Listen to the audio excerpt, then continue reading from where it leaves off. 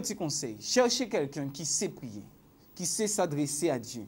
Et dites-lui, j'ai besoin d'aide. Viens prier avec moi. Cette personne saura intercéder Dieu en votre faveur, c'est-à-dire saura faire appel à Dieu pour vous.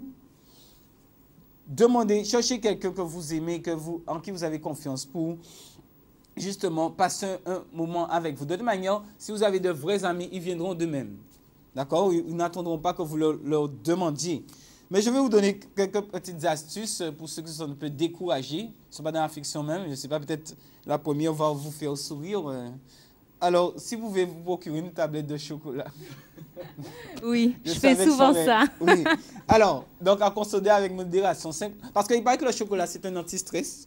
D'accord? Et on relaxant. Très apprécié. Pourquoi? Parce qu'il contient, on a dit, de la sérotonine. Donc, c'est un neurotransmetteur qui a pour rôle de nous maintenir en bon humeur. Donc, alors, en parlant de local, c'est l'occasion de consommer local, le caco. Oui, le fameux caco. Donc, mais Stéphanie, quand même, à consommer avec modération, puisque, d'accord, tu seras plus stressé, mais tu seras... Enfin, bon, tu as compris.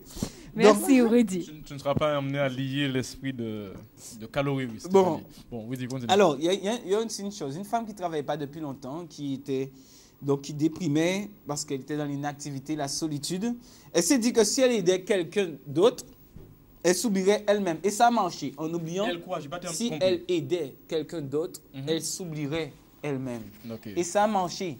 Elle a travaillé pour une œuvre humanitaire, donc en bénévolat, une organisation humanitaire, et elle a vraiment retrouvé le moral, la joie de vivre, un sens à sa vie. Plus de joie à donner qu'à recevoir, comme dirait la Bible. Tout à fait. Donc la joie est venue. C'est important aussi d'identifier vos besoins. Alors, de quoi avez-vous besoin? Est-ce que vous avez besoin de parler, de vous occuper? Est-ce que vous avez besoin de distance, de vous évader? Identifiez vos besoins, c'est de les satisfaire. Alors, lorsqu'on est déjà démoralisé, il faut éviter d'écouter les mauvaises nouvelles. D'accord?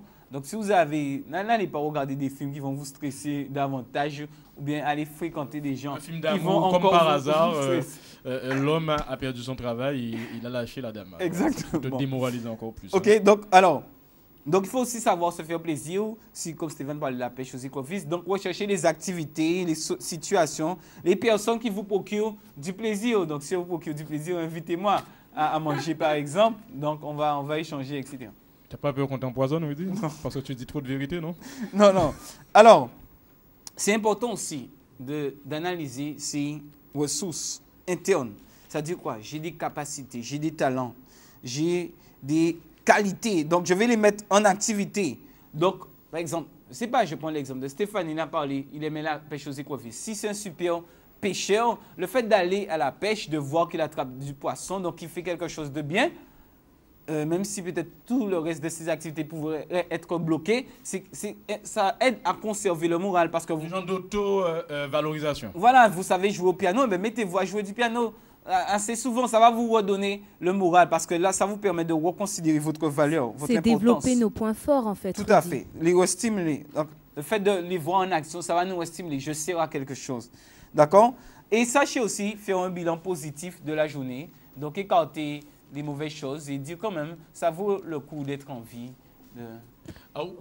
Pensez à des choses positives. Stéphanie, permets-moi, je ne sais pas si c'est le terme, mais pour certains, il y a une menace statutaire, c'est ça, pour la Guadeloupe qui apparemment, je dis pour certains, d'accord?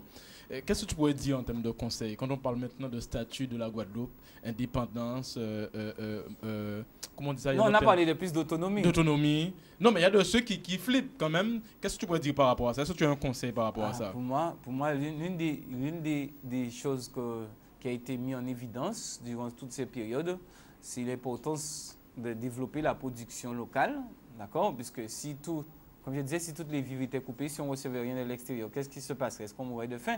Non. Donc, on a vu l'importance. Il y a des choses à faire. D'accord? Donc, plus d'autonomie ne doit pas nous faire peur. Au contraire, vous savez quoi? Je crois une chose. Je crois que, surtout si le pays respecte les critères de Dieu, mais je crois que Dieu a mis une terre suffisamment riche de manière à ce qu'on puisse subvenir à nos besoins. Donc, du moment que le pays ne se vit pas sous une forme de malédiction, parce que lorsqu'il y a malédiction, même la terre, c'est difficile de faire les choses pousser. La Bible nous le montre. Donc, mais je pense que, en tout cas, il y a toujours le moyen de trouver une solution, toujours le moyen de s'assumer, quelle quelles que soient les circonstances, il y a des idées qui vont émerger. Et c'est vrai que lorsque peut-être on peut moins compter sur l'extérieur, ça stimule notre potentiel pour trouver d'autres solutions, d'autres alternatives. Donc,